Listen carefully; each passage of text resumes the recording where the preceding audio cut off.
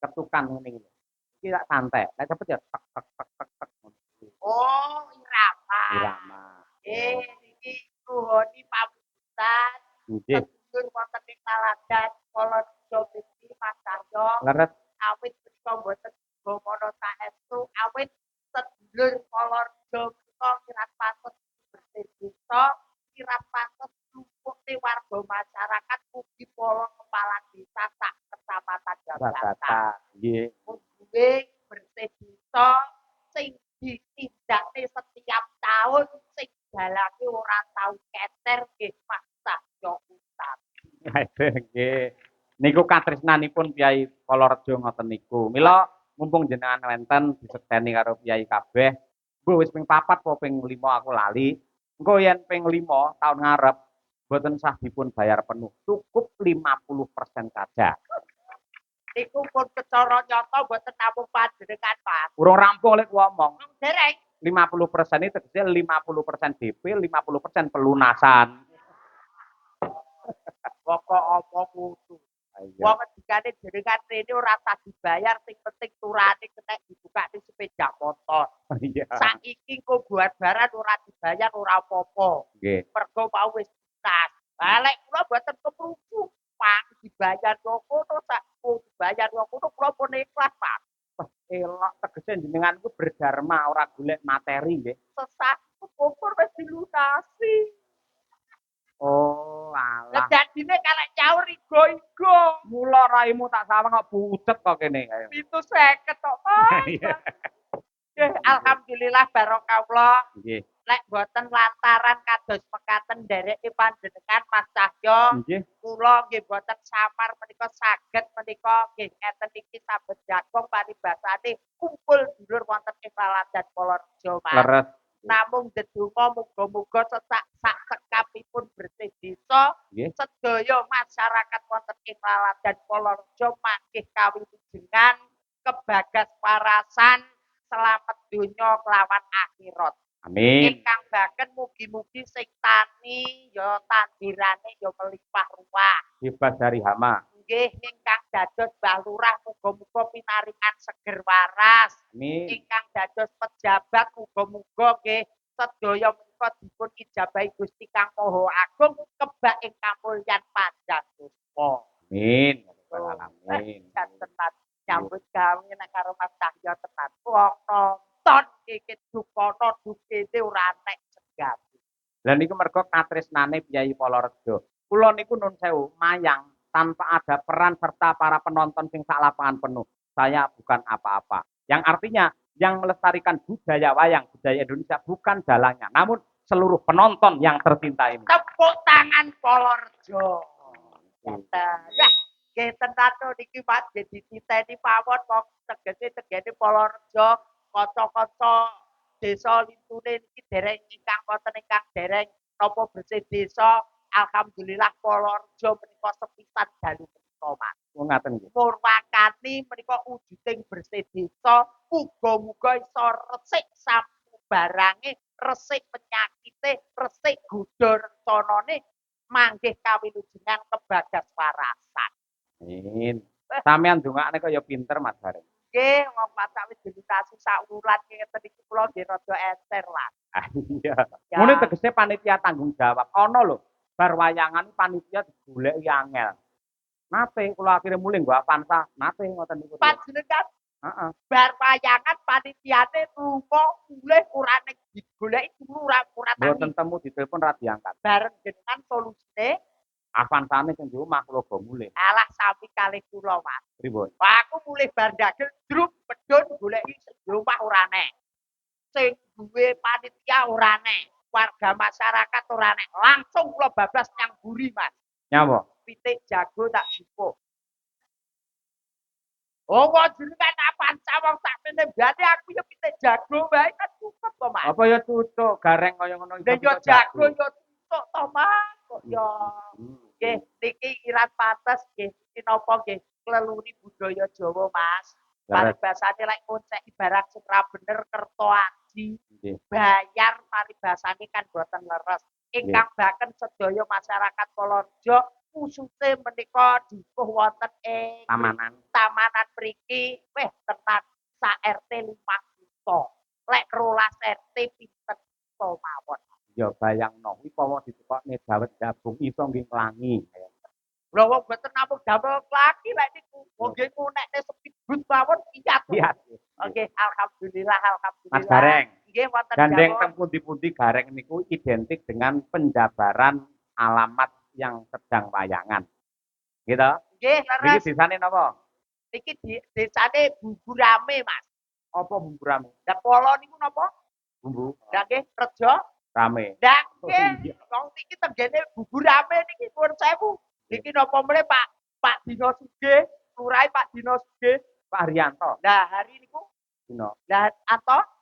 Sugih. Nah, Pak Haryanto ki dina sing sugih. Wah, Kula iya. dina sing sugih dalu mriku didamel wayangan. Yalah. 2 periode muga-muga masyarakate ayem tentrem padha seneng aja enek sing gontok-gontokan, aja enek sing pleruk-plerukan, napa meneh jenenge jaman saiki jaman modern, Mas.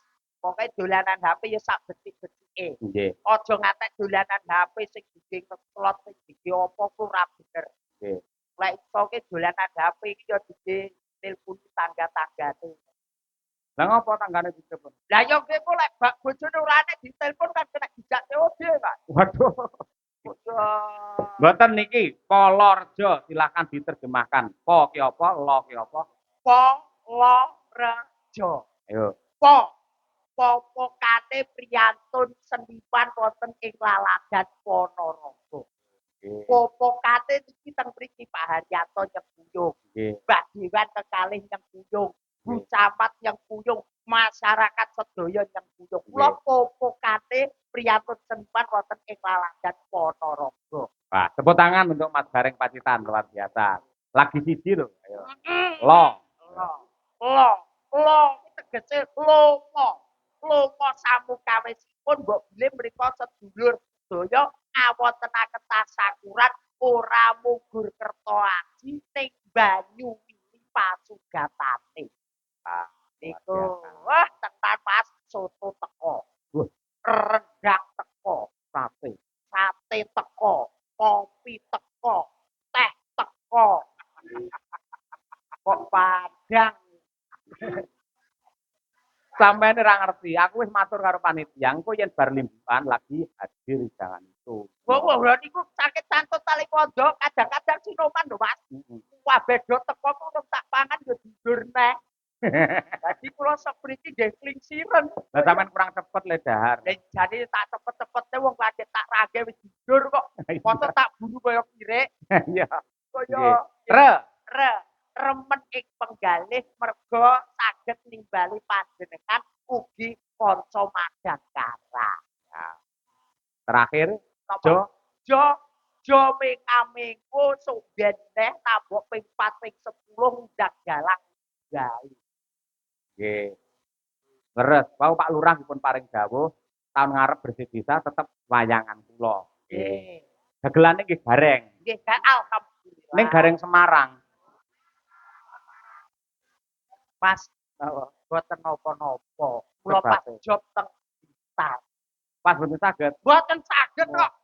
Wong wong arep golek sadang pangan ae jenengan kok yo paling boten nggih napa niki dung-dung to Mas. Dung-dung. Monggo ya aku lek rezeki jenengan pikantuk rezeki, para dagang pikantuk rezeki, sinoman anggenipun santun tali podo parkir nggih pikantuk rezeki. Mergo diayomi karo Pak Lurah. Pak Lurah. Namanya Pak Lurah? Haryanto. Ha. Harapannya ke depan Polorejo semakin terboko dan jayeng bawono tepuk tangan. Rinten kelawan dalu manembah marang Gusti eling sing gawe jagat ora liwat ning waktu. Yan